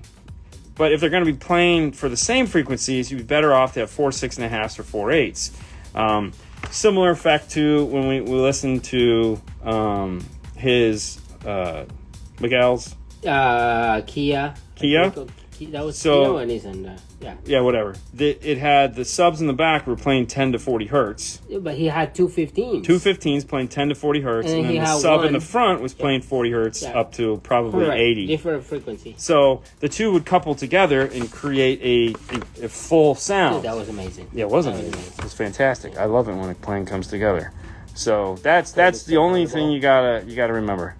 Gotta protect the brands. Good.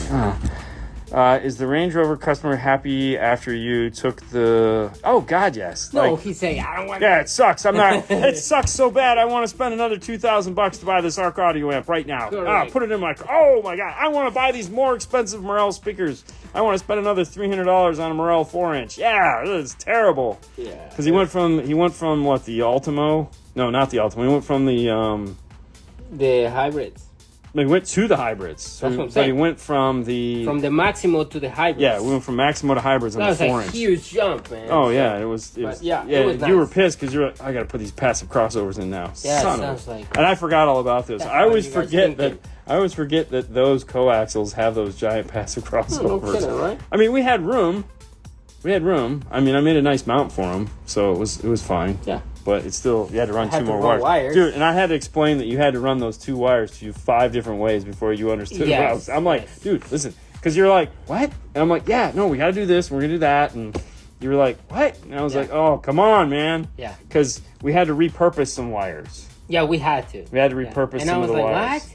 Yeah, because we had run the radio on the rears. Yes. And we were going to use the radio to power the wires that we ran for the rears. Yes. We were going to use to do the 3-way set. So I was like, you got to move this here, move that there, and that way we don't have to take it all apart. We can just repurpose the wires we ran because we had to run all new wires in the car. And I said, what? Yes. And I was like, and then we're going to run 4 wires down to these, and these are going to, and you were like, why 4? Yeah. We only need 2. Yeah. No, it was crazy. What? I mean, it took you probably a good 4 hours to rewire that. That was fantastic. Yes. Also, could I use a DSR1 as well, or again, should I be worried about heat? Also, wanting to add a fusion radio and use the party bus feature to pair with my boat, hence the marine product. No, you could use a DSR1. It isn't water resistant at all, so I would recommend putting it in some form of Tupperware or some form of a box that you could silicone shut. Because it even the air moisture is going to screw that thing up fast. So fast. So I would definitely recommend putting that in. But yeah, you can use it in a boat. I don't think I have a problem with that because I don't think anyone in the marine is using DSR1s. If you want something smaller, you have the PSM Pro also, which is smaller. What's the adapter Apple connector I need for the Android called again? It's the USB-C to aux adapter. No, it's not. Yes, it is. I mean, what do you mean no? I don't know what I'm saying. Where did that come from? I know. It's right there. That one. Make sure it is this one. Don't buy the one that is on you know, Amazon, whatever it is. But just go to Best Buy, pick it up for $10. The one that is Apple. Yes, because they works. Well, no, it's because there's a DSP chip in every single USB-C. Yeah. And when you're using it for audio, that DSP chip limits the output of the device for your headphones. And so if you don't use that, you actually don't get 20 to 20. So all the ones that we tested, all the cheaper ones that weren't really cheaper, they all sucked. And I have a bag of them. It's ridiculous. I found the bag the other day. Really? Yeah, because I kept it because I'm stupid and I spent a bunch of money on it. Yeah. So, like, yeah, we have a whole bunch of these. We have a video showing the test results, but yeah, so we bought all these different ones. They all suck. These are all trash. These would be good for charging your phone. Maybe. I don't know. Probably not. We're gonna give it away. No. No, I don't even know why I kept those, because they're shit. Yeah. And there's another bag of them. Because you're a hoarder. Probably. Well, probably because if somebody asks, I can go, you mean like this? No, I told you not to use it? You're a hoarder. Yeah. I mean, I let stuff go. Yes. I like that. Yeah, that's it. Okay. Medieval times, let it go. We don't have it anymore. No, they said they haven't. He doesn't do pest control there, though. They don't have any pests. The Android app? Come on, man. Just watch the video. I don't know. I don't know what is the Android app. Christian, you know the app. Tell me the app. Yes. Would love to see some... And I would try to turn on the device, but for one, I don't remember where I put it. And more an old school 90s said, to back. Big system. Why? You know, with all this brand new technology, you know, The only one that was cool was MTX did that, not last year, but the year before last, when MTX had the big booth at SEMA. Yes. And they built a modern truck to look like an older truck. Yes. They slammed it to the ground and they put the 80s, 90s stickers on Paint it. and all that stuff. Yeah. They used tweed to cover everything. Right. And first time you saw it, you were like, oh shit, this is like a 1990s like Isuzu. And you're like, no, it's a brand new whatever it was. Yes. Yeah, that was cool. Yeah, but the equipment is... No, all the equipment was brand new. Everything was new. It just looked like it was old. Yeah. It was retro, bro. Yeah. If you had to drive across country and listen to only one band, who would it be? Van Halen. It would always be Van Halen. They have the playlist. I love pretty much all of their songs. I actually have a playlist that is just Van Halen. That is all their albums minus the songs I don't like. It's probably like 8 hours long. So yeah, I would. And I've done it before. I love Van Halen. Drove? I've driven for hours. country? Well, no, for long enough. Cross Florida, which might as well be across To watch country. a band? Really? No. What would you listen to? Oh, Meaning, if you why could would only you listen to one artist, Yes. what would you listen to? And it would be Van Halen. Okay. Which, if you're interested, guys, we will be at the Iasca World Finals in October. October, Alabama. Yes. Alabama. Birmingham, Alabama. Birmingham. So we'll be there. We're going to drive up. So we're going to do a cross-country trip. We're going to do stops. Yeah. When we have to go to the bathroom. That's all. We're gonna stop at every Buc-ee's, and then when there's no more Buc-ee's, we're not It's only stopping. one Buc-ee's. There's two. Well, it depends. If we go up and over, Just then one there and there. well, no, there's one. There's two. Because I thought there was one. I think there's two now. I don't know. Whatever. Either way, So it's going to be we're only two going. stops. Every 4 hours. We'll just pee. Gotta go have a great weekend. You too, man. You too, man. I hate sand. It gets everywhere. Oh, I hate the beach. I hate the beach with a passion. Beach suck. RTA Analyzer for Android. It's free. Or the Pro. Buy the Pro. Spend the money. Get Pro Analyzer. Yeah, get the Pro. I have Moscone 530 amp with a Helix Mini DSP with Flax components and coax and a Flax 10 sub, but it doesn't sound as great as I heard a lot of people talk about them do I have to retune? That would probably be my guess. If it's not sounding the way you want, chances are good you need to pop open that DSP or find someone that can tune it for you. And that's really where it's at. The other thing too is I don't know what your expectations are. So having realistic expectations can sometimes be a problem. Like there was a guy the other day that said on here, because I went over to the room and he was like, the downfire kicker subs. He's like, these things suck. They're trash. And I'm like, I actually responded because it kind of irritated me. I hate stuff like that where it's like, you realize they make like 5 different versions of the subwoofer from like $150 all the way up to like $800, and each one of them sounds totally different. So what did you buy that he blew it up? It's like, okay, so did you buy the cheapest one they made? Did you buy the most expensive one? Like, or did you buy like an L7 and realize that, oh no, I need a full-size box? So understanding, just buying a bunch of really cool, amazing stuff might not be what you wanted. I mean, my example was back in the day, I was building my home cabinets, and like we sold Macintosh, and I was like, I'm gonna buy this Macintosh 10-inch subwoofer, put it in a box, and it's gonna sound amazing because it's a super expensive subwoofer. I was young and naive, and I built the box and I put it in the room, and it sounded like total dog shit. I was like, oh man, this sucks. Wasn't the sound I was looking for, so I brought it back the next day, bought 2 Orion Cobalt, the cheapest subwoofers we had, put them in bandpass boxes, put them in the corner of my room, and they're sitting there today. But what was the problem? That was the box? It didn't have the impact. It didn't have the impact in that room. It just wasn't made to work in a big room like that, and the enclosures wasn't designed to sound. It probably would have sounded great in a car. It just couldn't fill the room. One 10-inch subwoofer could not fill the room. Okay. And for the price of that one 10-inch subwoofer, I could buy 2 Cobalt 12s. And like I was like, yeah, let's just do that. Okay. And even JJ was like, yeah, let's do that. So, Mel, we're not going to Dallas. No, but Mel. we're definitely gonna see you at Ayaska Finals. Yeah, for sure.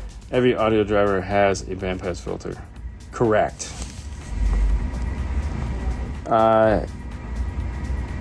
Yes. Yes.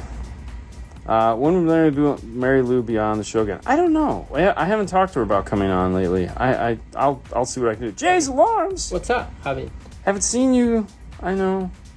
Well, because you gotta look every day, bro. Any tool you guys are trying out. So we have the new. I think the newest thing we have right now is the recoil tool that we're gonna be playing with and trying to get to see what it's capable of doing.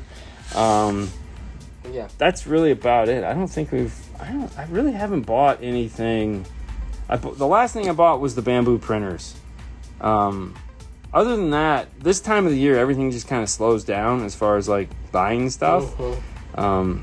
Last year was really expensive because we bought new cameras, and so that hurt a lot. A lot of stuff. That was expensive. We bought all the cabinets, but if we have time, I would like to buy the cabinets for the waiting room that's going to be converted into more of a workable space. So the goal is to move the 3D printers up there. We have some tools that we bought that we haven't even been able to use because they're up there, and we just don't have room for them back here. Like we have this awesome acrylic bender that I bought. We just haven't been able to use it. Kind of sucks. It was a joke, guys. Oh no, it's all good. Everything's a joke. Why so serious? That's why I asked Christian. Good. Thank you. Eduardo Tunes. The S4 is spot on. I hope so. AC/DC would be mine. I could see that. I don't know if there's enough AC. Don't get me wrong. I love a lot of AC/DC. I have a playlist that's just AC/DC also. I just don't know if there's enough AC/DC that I could live on repeat. But I'm more of a Van Halen fan than I'm a AC/DC fan. I'll go with you guys. I know you will. And we'll let you drive because you're crazy enough. You like driving all over the place. Oh, yeah. He was. Some of us miss the 90s. It happens. I mean, I miss them too, but I'm glad they're over. I see Andy's ride is no more. Got rear-ended, I think. Yes, it sucks. The little Volvo got killed.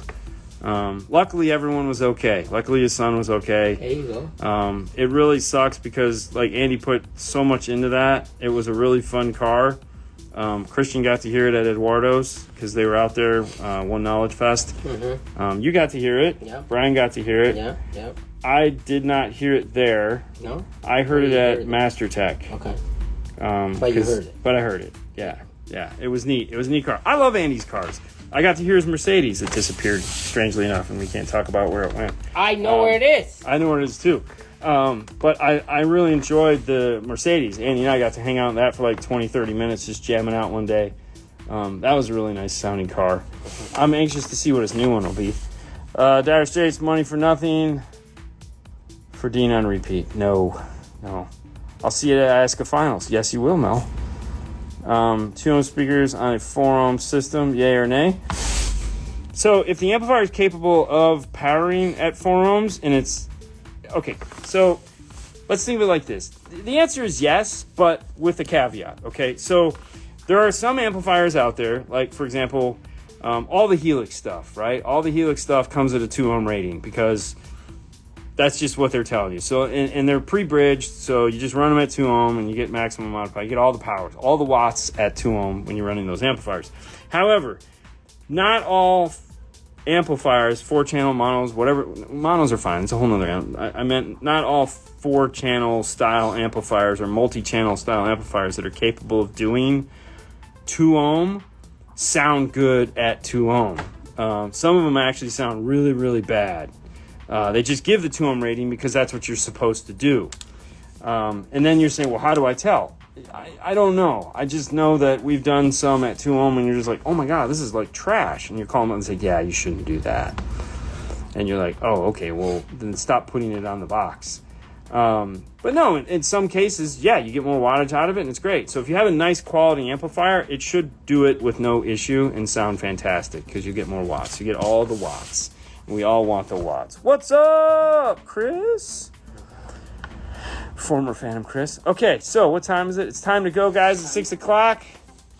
You guys have a wonderful night. No show tomorrow. Yes. We'll do this tomorrow, but we won't be doing the live at 5. I'll make you just spend an hour right now. I know, we just spent an hour doing this. You got tomorrow's show today. All right, guys. Have a fantastic day. Don't forget, this show is brought to you by MorelHiFi.com. It is. It's awesome stuff. Yes, awesome always. I don't know what's for. I'm actually really excited to find out. That's why I want to go, because Friday night's family night, so it's going to be fun. I'll let you know tomorrow. You guys have a great day. Bye. Bye.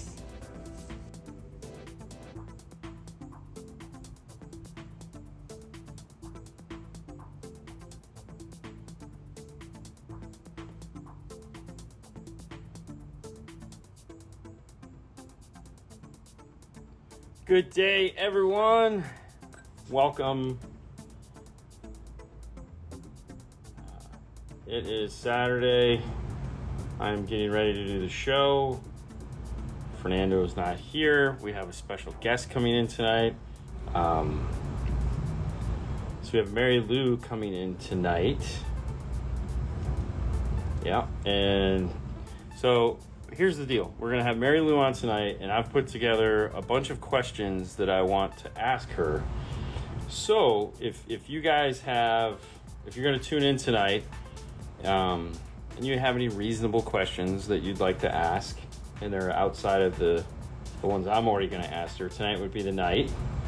Let's not ask her if she's available or anything like that. That's just creepy. So, let's not be creepy. That's all I have to say. But no, I'm excited. I called her last night. I thought I was going to get out of here earlier or do something, and apparently I'm not. So I was like, you know what? Let's do the show. Which is cool. And I texted her last night, asked her if she wanted to join me, and she does.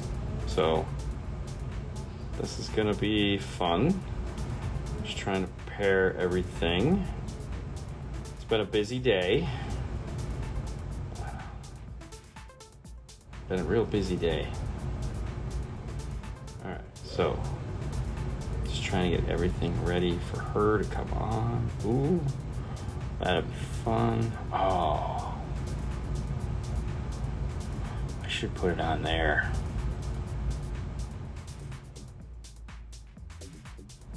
Okay. All right, so what do you guys got going on your Saturday? Hopefully it's something good.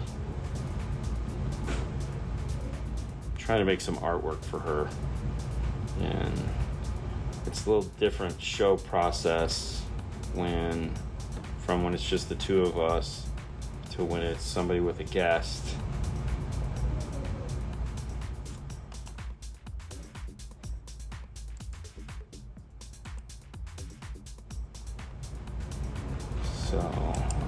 do this.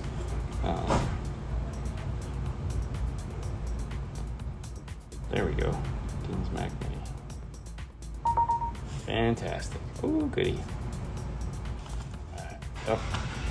That's what we got. Where's that? Import downloads. Alright, awesome. Swapping amps out. Refresh system. Oh, very nice. Very nice. Alright, let's shut off this Wi-Fi. Don't want to have that on. Stick to the plugins. That's cool. Alright, add overlay. Downloads. Mary Lou. Oh, this is gonna be fun. It's gonna be fun. Two earthquakes today in California, so nothing new. Oh wow! Just finished mowing the church, having some spaghetti and meatballs. I gotta be honest with you, I'm down for some spaghetti. I've been asking the girls for like spaghetti all week, and they're like, yeah. We went to Cheesecake Factory last night. Ended up getting like pasta there. Not the same. Just not the same. What are you working on? What are you working in, Dean? Right now I'm working in the install bay. Today we had like a radio swap and finished up the Jeep, delivered the Jeep to the customer. And then Paul really didn't overbook today, but I had a lot of people that he booked to come into the showroom. So like we had a lot of really big, like hour-long showroom stuff where I had to like spend a bunch of time with people. So that kind of sucked up my day. It is what it is. But yeah, so more today was just a lot of talking, which is tiring because Paul likes it because, you know. Dean, I have a minimal amount of engine noise, alternating whine. It doesn't get louder as the volume increases, but how can I get rid of it? Lowered gain on tweeter and it didn't do it. So, have you just tried a basic inline noise filter? Like I know Amp or Pack makes their inline noise filter. So obviously it's going to depend on what type of tweeter it is. So if it's just a regular tweeter or a super tweeter. If you have engine noise with a super tweeter, you know, the ones that have like 103 dBs of efficiency, it's really hard to get rid of because they're so sensitive. But there again, it could be the amplifier. It could just need a noise filter though. Like you could have an amplifier that doesn't have, and you just put one of those inexpensive noise filters on it from Pack and it fixes it. Sometimes that's all it takes. I mean, we carry those for just in case, you know, just in case of emergency. Other times, like when those don't fix that, it could be the car itself that's causing it. Like you could have something not working correctly, which is a lot harder. Those tend to suck. I haven't ran into that too much. You know, sometimes you see it with like a Porsche, and you can put one of the inline capacitors that the ignition system makes, just a little inline. We'll fix that. But yeah, it's I would all right, where to start? I would try just ordering one of those inline noise filters and see if that fixes it. That's a great place to start, especially if you've already tried like moving your grounds and changing and moving around RCAs and doing stuff like that. At that point, you're kind of like, you know, it could be equipment. Marilyn on the show, what a treat. Yes. You asked for her yesterday and she's coming in today. Then he doesn't have to. All right. Use an aftermarket head unit that has individual level controls. Where would you set those if all of the tuning will be done by the DSP instead? 0. So like crossovers, put them at 0. Don't turn on the delay. Set the EQ to 0. Now, tune the car, get it sounding great, and then a lot of people like, oh, I really wish I had presets. Well, you do. You have factory presets in your radio, and that's another EQ, right? So that your EQ in your radio now becomes a global EQ. So you've made your master tune to where everything sounds the way you want it, and now you can use your radio's EQ to fine tune things, to make specific sounds. So like, for example, I listen to a lot of talk radio. So I'm not going to make my DSP do a talk radio tune. That would be terrible.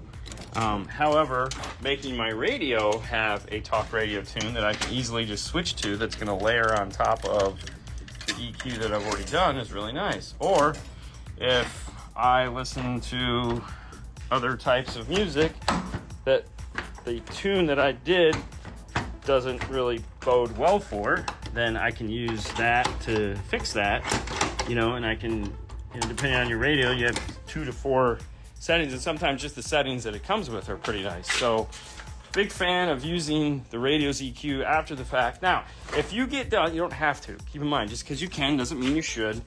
So if you get done with it and you're like, you play all your music and you're like, bro, this is it. This sounds good with everything, which sometimes it does. Then just leave it alone and just leave everything in 0. And then you'll be fine. Now, in some cases, like let's say on the sub crossover, you can't turn that off because sometimes you can't. Just turn it up to its highest setting. So go, turn it up to like 120 or 220 or whatever it is. It's totally useless. So it's so far out of the realm of what you're actually going to be crossing it over at, it won't matter. So, okay. Just getting ready for the show. Don't want to forget anything. Don't need these. All right, let's see what we got here. Pack SNI one. Thank you, Fro. I knew you'd jump in there and save me. Thank you so much.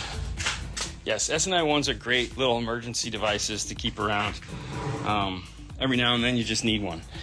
And when you need them,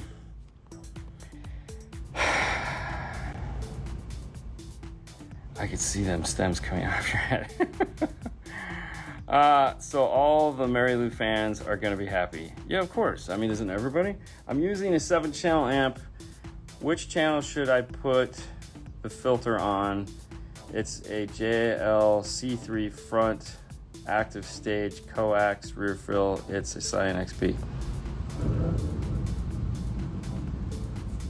Okay, I don't know if I understand the question totally. Every channel should have filters on them corresponding to the speakers that are on those channels. So if you have, typically how you wire up an amplifier is channels 1 and 2 are going to be your tweeters left and right.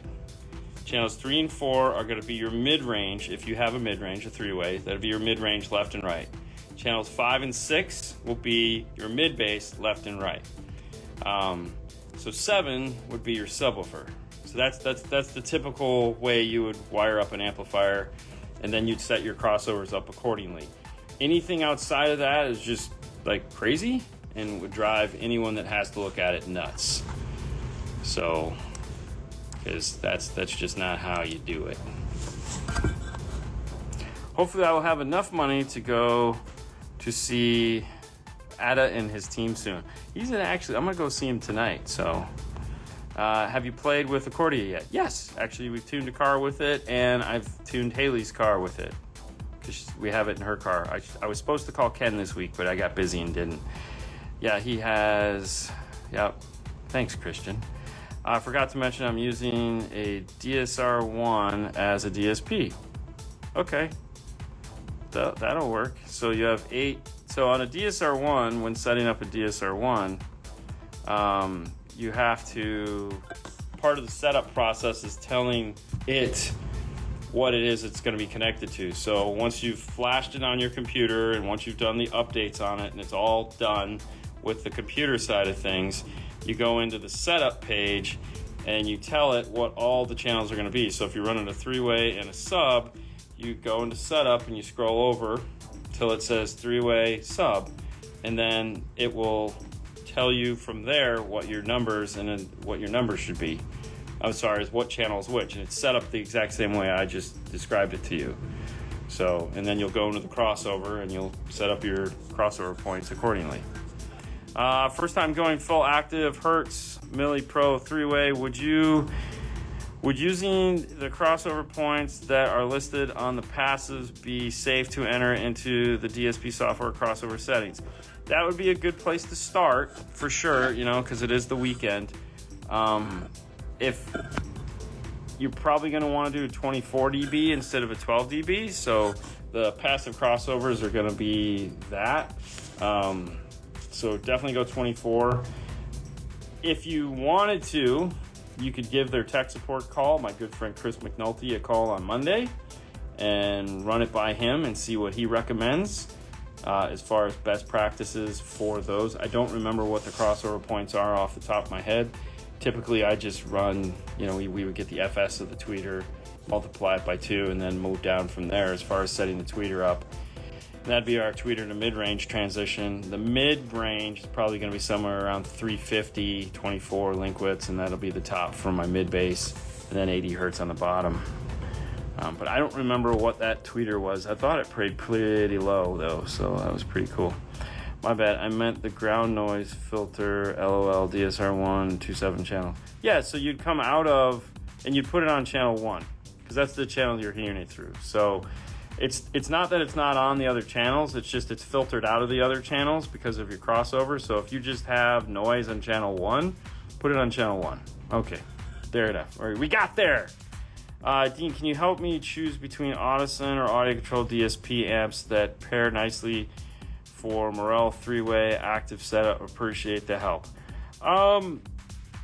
If those are my two choices, and I've never played with DSP before in my life, I would go audio control, just because I know the audio control is one of the easier softwares to use. The Audison, there is going to be a learning curve behind it.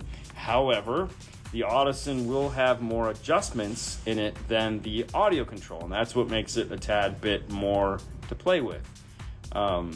You have a learning curve there because there is so much more built into it. However, the advantages of one of the features that the Audison will have over the audio control is the new Accordia setup. So if you want to buy a microphone for it, so they recommend, and on most Windows computers it will work, they recommend the this guy right here, the DSP Mini. There's a couple different options you can buy. It's this guy's like $150, or if you want to wait and buy it from them, I think it's cheaper. But if you want to buy this, you can just plug into the Audison and it'll auto-tune itself for you. Now, it's not 100%, but if you've never done it before, it's going to get you really, really close. It'll also do the de-equalization, so if you're connecting it to an aftermarket or a factory radio, you can run the DEQ software. I recommend just, even if you're hooking it up to a aftermarket radio, just run the DEQ software, because I have had better results with Accordia if I just go run all of their stuff. So DEQ it, get the gain set, run Accordia, skipping a step, so there you go. I mean, you're going to have to make a decision on that, but if you're like, I've never touched the DSP, well, then you might want to do the Audison so you can do the auto stuff. But if you're like, nope, I want to learn, yeah, take your pick. They both get you there. 2017 Ford Fiesta with the Sony 6.5 inch touch system, looking to replace the radio. Know of any good solutions? Have you checked the Maestro iData Link Maestro kit? So type in like maestro.com and see if the MFT1 kit will work for that. That would be the only thing off the top of my head, other than like if Metro makes an expensive dash kit for it. If it's got the 8-inch screen in it, more than likely the MFT1 will work. It might not be tested, but if it should work. All right, so Fro is chiming back in for your Hertz speakers. He recommends, because they do a lot of them out there at Stereo King, he recommends 80 to 400 on the mid bass. So cross that over. This is going to be 24 dB link with Riley. So 80 to 400, 400 to 3500, and 35 and up. All 24 dB. So that's what you should set. Those are your crossover points for your Hertz.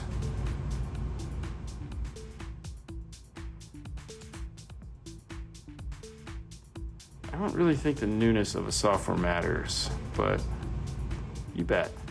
Recommended PC RTA software. I'm using the Dayton RTA mic. So PC software, I'm pretty sure like REW is what everyone kind of leans towards because it's free. Room EQ Wizard. You can also use that with an iPad, just getting the RTA software from Studio 6. It's just literally called RTA on your iPad, and you can plug in a USB-C mic to an iPad. You might even be able to do it on Android using the RTA Pro app. If you're just, if you don't want to get too crazy and caught up into the software and you're just looking for basic RTA, that's what we do. When we're, like if I need to travel or something, I taking a mic and an iRTA 2 with me. I'll just take my iPad and use RTA software. Just it's RTA. That's it. That's the whole name of the software. All right. Well, listen, I am apparently being paged. I gotta go. We'll see you guys in 15 minutes. Bye.